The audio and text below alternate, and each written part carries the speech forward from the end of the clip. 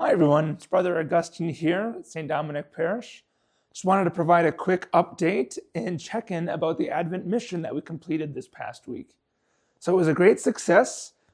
We had at least 30 people present every night for the English and about 10 people present every night for Spanish.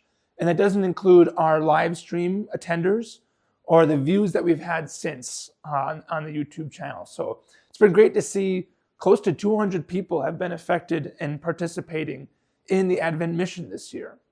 So I just want to give a quick rundown of the things we talked about and what made it such a meaningful event. The Advent mission was titled, God Keeps His Promises. And in day one, I talked about how sometimes it doesn't feel like God keeps his promises.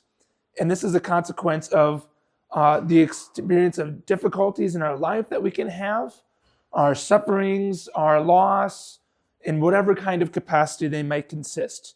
And these experiences of difficulty may lead us to wonder, well, where is God? Why do I believe that he actually wants to have a loving relationship with me if I experience difficulties in my life?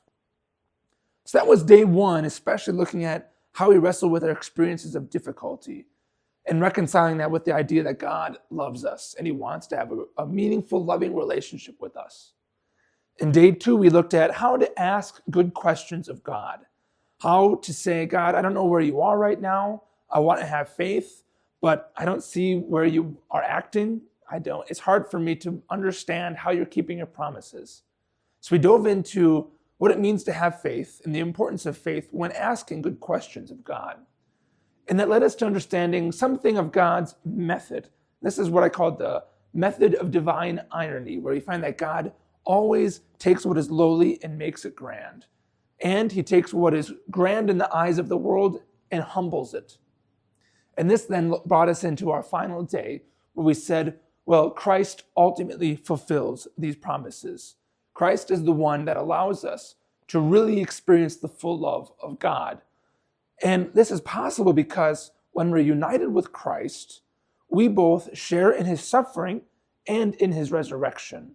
So God could have eliminated all the suffering in the world, the snap of his fingers, but instead he said, it is better that we experience suffering that can be transformed into the glory of God, that is a greater good for us. And that's possible through unity with Christ. So that's a general overview of the topics that we covered for the Advent mission. And we really dove into Luke chapter 1 to accomplish this. We find in the gospel that it was written towards a newly Christian audience that had just experienced Christ. And they're trying to make sense of what exactly happened. Who was Jesus? What did he do in our lives? And how do we respond to his invitation? So Luke chapter 1 gave us a great way of preparing ourselves for Christmas in this Advent season by looking at how can we make sense of Christ in our life today? How can we learn the way that the Christians in the early community responded to Jesus, looking at John the Baptist as a way of directing themselves toward Christ?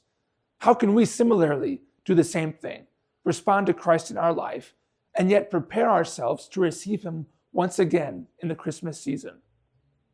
So it was a great opportunity for myself to be able to preach, and I think and I hope that everybody that attended found it very engaging and fruitful. It was especially wonderful to hear a lot of the questions that people asked and their own stories and their own experiences of suffering and grace. So I had a wonderful time, and I pray that it continues to bear fruit. That's all for now. Thank you.